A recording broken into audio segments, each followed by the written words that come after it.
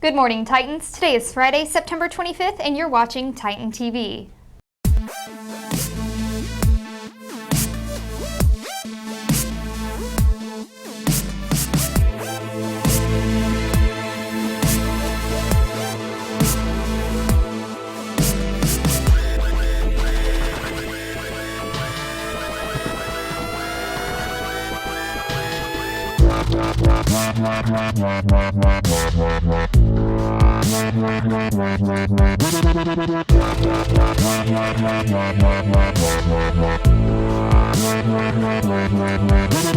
Cut.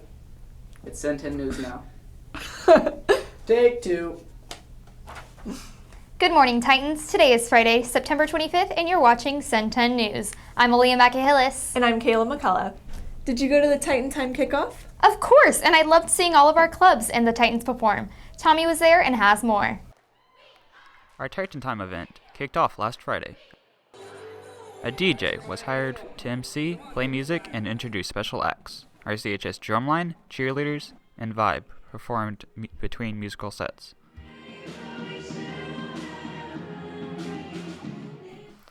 We spoke to Miss Green, one of our counselors and Titan Time committee members, about the event and what Titan Time is all about. Generally at the beginning of the year, and it is set up to introduce new students and returning students to some of the organizations that are on campus where students can become involved, whether it's clubs and organizations that are extracurricular, or whether it's groups that are associated with an actual class like Spanish club or something like that. So there's also food trucks and all sorts of fun out there, so it's sort of to kind of get people energized about the beginning of the school year and also what it means to be a Titan. Titan Time is one way where we can do that, where we can explore some of the topics and issues relevant to our student body, but also to build a sense of community on campus as well.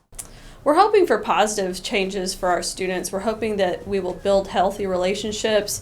We'll provide some coping strategies and ideas for students who may be struggling with certain issues, and to just build camaraderie as a student body. And again, make people glad that they came to Centennial and happy to be a Titan. This year, we will cover some of the same topics. However, we do try to explore some of the issues that are more significant and relevant to our students. And so we know sometimes some topics may seem a little older or younger, and so we really try to narrow it down for our student body, 9th through 12th grade, and make it applicable and things that can actually be implemented in personal lives. And so some of the topics may be the same, but maybe the way that we deal with them and the way we discuss them may be different. This is Tommy Reckers, Cen10 News. I've seen so many new teachers in the hallways here lately. Yeah, who are they? I don't know. Emma introduces us to them all. Hi Titans, I'm Emma Kemp with Cen10 News. As you may have noticed, we have many new teachers who have joined the Centennial family this year. I was able to meet with some of the new staff to learn more about them. I teach math. I teach Algebra 2 and AQR. I went to Texas Tech. I have two boys, a freshman at Frisco High and a 6th grader at Hunt Middle School. I teach the Family and Consumer Science courses, so here at Centennial I teach individual and family life and assertive education, and then over at the Career Center I do the hospitality courses, so I teach hotel and restaurant management as well as hospitality services. I went to Texas Women's University, where I graduated from. I actually started out at Collin College. I went there for 1 year and then I transferred there my sophomore year. I teach on-level and pre-P, pre-cal. We've got two little boys. One is almost 4 years old and one is 2.5.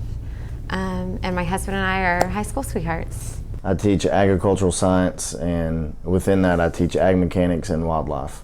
I taught at Decatur High School for 3 years prior to coming here. My family is awesome. My wife Chloe and I have been married for 2 years, and we have one daughter, Adeline, who is a year old, and they are my everything.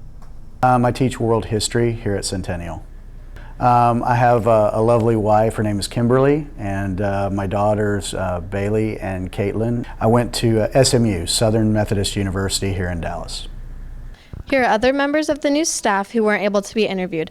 Welcome to the Centennial family. Do you know where you're going to college yet? I'm still not quite sure what would be the best fit for me. Rachel spoke to some teachers to give you more ideas.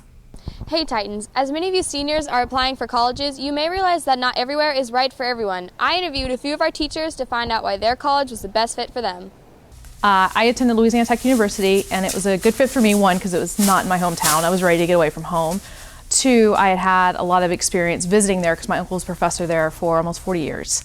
And it's a science engineering school, and I was looking at being a chemical engineer, geologist, and I started off as a geology major, and then I transferred into education. And Louisiana Tech provides a pretty quality education program. After high school, I went to Texas Tech University in Lubbock. The main reasons were, number one, it was far away from home, and number two, they gave me tuition and books as a scholarship, so that was the best fit. I went to Michigan State University for my bachelor's degree, which is actually a really huge college. It's just not a traditional college for Texas kids to go to. It was a really good choice for me because they have an awesome education program. Their education program is always ranked number 1 or number 2 in the nation.